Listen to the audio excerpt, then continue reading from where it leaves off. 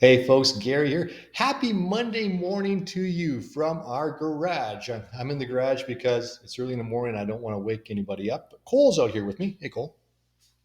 Say hi to the people. Hello. There we go.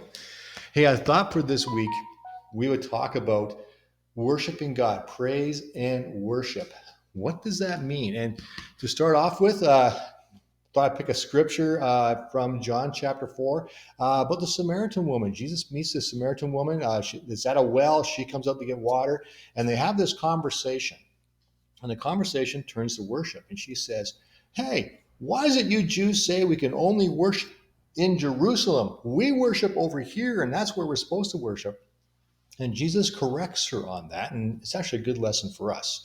So, looking at John chapter 4, verses 19 down to 24, and it says this: "Sir," the woman said, "you must be a prophet. So tell me, why is it that you Jews insist that Jerusalem is the only place of worship, while we Samaritans claim that it is here on Mount Gerizim," I think that's how you pronounce it, "where our ancestors worshipped?" And she's saying, "How come you say it's this, but we say it's this?" And so there's these hard drawn lines about where you can worship and how. And sometimes as believers, we can draw those same kind of lines that worship has to be this or it has to be that it has to be three fast songs and then four much slower songs, and or it has to be before the sermon and not after the sermon, or it has to be, all sorts of ideas about what worship has to be, right? It has to be with a band or something else, and that's not really true. And we'll see what Jesus says here. His response to her is this in verse 21. Jesus replied, "Believe me, dear woman, the time is coming when it will no longer matter whether you worship the Father on this mountain or in Jerusalem. You Samaritans know very little about the one you worship, while we Jews know all about him, for salvation comes through the Jews." Now, Jesus says something really important here. You know very little about the one that you worship. That's the key to worship.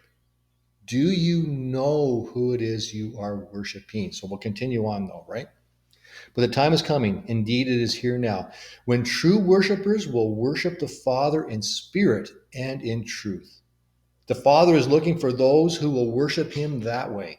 For the Lord is spirit, so those who worship him must worship in spirit and in truth." When we worship God, it's two things come together. It's our emotions, our feelings. It better be, otherwise it's just a cognitive thing that you're doing. So it's our emotions and our feelings as we love God and we're expressing our love to him. But it's more than just our emotion and feelings. It is a cognitive exercise as well. It's about knowing who God is and searching out who he is to know who it is that we worship. So we have these two things come together: our emotions, our gratitude, our thanksgiving, our saying, "Wow, you are amazing, God, you are amazing." But it's also knowing who it is. It's having that relationship with him and knowing him and seeking to know him more. That's worshiping God in spirit and truth. So this is day one of this, and we're going to continue on. So here's the thing, and we're going to get into this later on this week. Worshiping God is not just something you do on Sunday.